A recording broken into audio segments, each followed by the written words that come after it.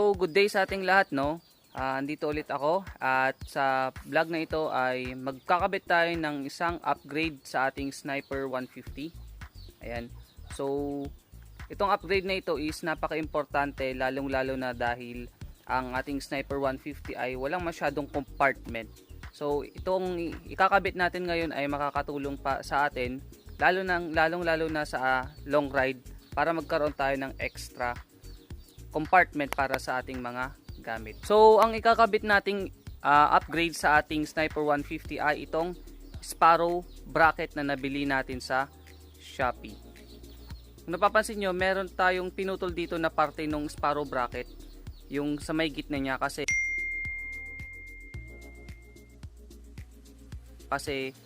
nakakasagabal ito dun sa pag-lock ng ating upuan. Nakakasagabal siya dito sa part na ito. Dito sa part na ito, mula dito hanggang dito. So meron siyang curve na bakal from here papunta dito. Yun yung tinanggal natin sa ating Sparrow bracket para maikabit natin siya mamaya dito sa ating handlebar. Bali yung part na ito ay nilagari ko gamit yung lagaring bakal, no, para mag-fit dito sa bolt dito sa ating handlebar sa ating Sniper 150. So tara, ikabit na natin tong Sparrow bracket natin sa ating Sniper 150.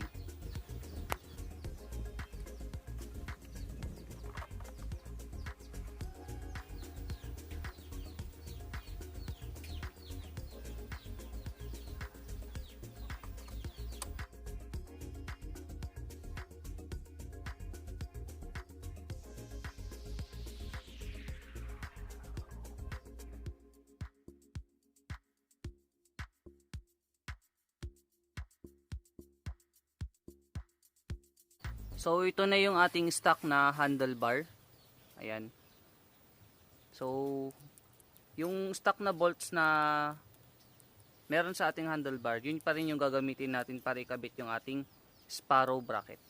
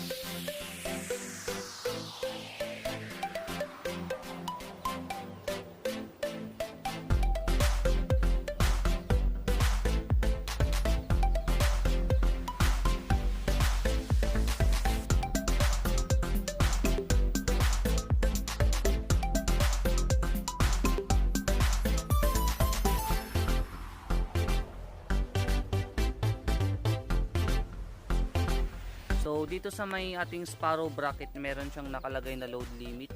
Ang load limit niya ay 3 kilograms or 6.6 pounds. Yan. So ito lang yung limit ng ating Sparrow bracket na bigat na pwede nating ikarga, including also na rin yung top box natin. So pwede tayong maglagay dito ng 32 liters na top box. Ganun din yung 42 liters na top box or 45 liters na top box. Kayang-kaya yun ng ating Sparrow bracket. So, ito na nga, no, yung pinaka-finish product ng ating or yung pinaka-form ng ating Sparrow bracket na kinabit natin. At alloy na alloy siya, no? Matibay na matibay. At subok na subok ko na to pag long ride. Kahit na anong bigat. So nagagawa niya yung purpose niya. Talagang kailangan natin to, lalong-lalo na sa lahat ng mga sniper users na we need extra compartment or extra place para sa ating mga gamit, lalong-lalo na pag tayo ay nag long ride. So kailangan natin itong Sparrow bracket na ito para dito natin ikabit yung ating top box, and syempre para magkaroon tayo ng extra space. Kasi kung titignan ninyo, ito yung pinaka main problem talaga ng mga sniper users, na sa kanyang compartment dito sa baba or sa under seat, gapalad lang yung compartment niya. So maglo-long ride ka at kung maglo-long ride ka at marami kang bitbit na gamit, lalong lalo na pag may OBR ka, kailangan mo talaga maglagay ng bracket or top box bracket para dito may lagay lahat ng mga gamit na kailangan nyo. At yun na nga, salamat sa lahat ng sumusuporta sa aking channel, and don't forget to click like, share, and subscribe. Don't forget to click the notification bell para updated ka sa lahat ng aking mga videos related sa pagmomotovlog at sa travel.